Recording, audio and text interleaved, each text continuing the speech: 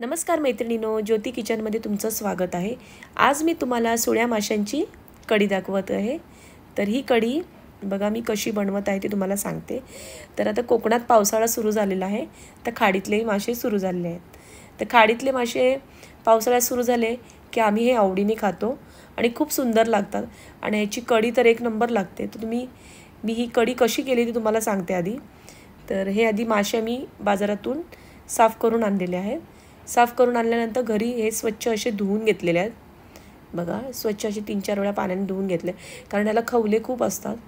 तर व्यवस्थित असे साफ करून घ्या, नाही तर आमटीमध्ये सगळे खवले जाणार। तर साफ करून झाल्यानंतर व्यवस्थित धुवून झाल्यानंतर याच्यामध्ये हळद आणि मीठ लावून ठेवायचं याला 15 मिनिटं आणि 15 मिनिटानंतर परत धुवून घ्यायचं आहे। तर हे का धुवून घ्यायचे, तर ह्याचा हिरमुसपणा जो असतो ना तो सगळा निघून जातो, म्हणून ते हळद आणि मीठ लावून झाल्यानंतर परत 2 वेळा धुवून घ्या। तर आता बघा ह्या मच्छीच्या कढीला जे वाटण लागणार आहे ते तुम्हाला मी दाखवते। तर एक पूर्ण ओला नारळ घेतलेला आहे, एक उभा चिरलेला कांदा घेतलेला आहे, 4 लसूणच्या पाकळ्या घेतलेल्या आहेत, एक छोटासा आल्याचा तुकडा आणि कोथिंबीर घेतली आहे, 2 हिरव्या मिरच्या घेतलेल्या आहे, 2 चमचे धने, अर्धा चमचा बडीशेप, अर्धा चमचा हळद, 2 चमचे लाल तिखट आणि हे 7-8 बेटकी मिरची घेतलेल्या आहे, धुवून घेतलेल्या आहे आणि हे थोडेसे त्रिफळ घेतले 10-12 आणि हेच सगळं असं वाटण करून घ्यायचं आहे मिक्सरमध्ये बारीक। मच्छीच्या कढीला शक्यतो बारीकच वाटण करा एकदम, कढी खूप सुंदर लागते। तर आता गॅसवर कढई ठेवून त्याच्यामध्ये 2 चमचे तेल घातलेलं आहे।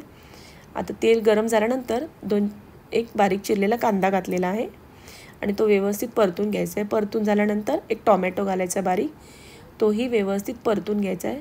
परततानाच त्याच्यामध्ये मी थोडंसं जाडं मीठ घातलेलं आहे, म्हणजे लवकर टोमॅटो मेन होईल।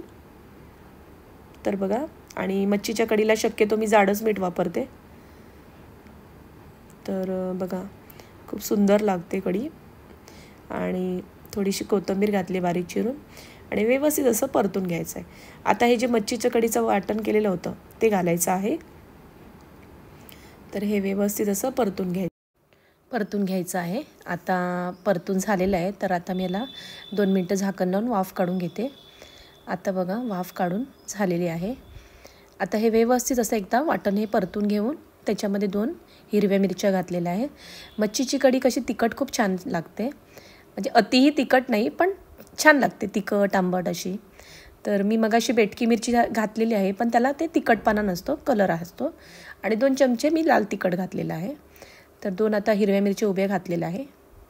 आता मी पाणी घालून झाल्यानंतर आता याला चांगली अशी उकळी येऊन द्यायची आहे। आता उकळी आलेली आहे छानपैकी, बघा मस्त। आता उकळी आल्यानंतर ह्याच्यामध्ये मी कोकम घालते। तर मी हे कोकम घातलेले आहे, जरा जास्तच घाला कोकम, कारण मच्छीची कढी आंबट छान लागते आणि हे जे खाडीतले मासे आहेत ते कधीही थोडेसे आंबटच करायचे, खूप छान लागतात। तर हे मी मगाशी हळद आणि मीठ लावून ठेवलेलं होतं, तर ते स्वच्छ धुवून घेतले परत एकदा 2दा आणि मग ते आमटीमध्ये घालायचे आहेत, मच्छी सोडायची आहे। तर असे घालून घेतलेलं आहे आणि ह्याला 7-8 मिनटं अशी चांगले बारीक गॅसवर उकळी येऊन द्यायची आहे। आता मी जरा टेस्ट करून बघितलं तर मीठ कमी होतं, तर चवीनुसार मी थोडंसं मीठ घातलेलं आहे, तुम्ही चव बघून मीठ घाला। आता बघा झालेली आहे आमटी, 10 मिनटं मी अशी व्यवस्थित अशी शिजवून घेतलेली आहे। शिजून झाल्यानंतर थोडीशी वरून कोथिंबीर घातलेली आहे, तर झटपट अशी सुळे माशाची कढी झालेली आहे तयार। तर तुम्ही ह्या पद्धतीत नक्की करून पहा, तुम्हाला नक्की आवडेल। आणि कलर बघा किती सुंदर आलेला आहे, दिसायलाही खूप सुंदर आहे, तोंडाला पाणी सुटलेलंच असणार। तर नक्की करा। माझा पूर्ण व्हिडिओ बघितल्याबद्दल तुमचा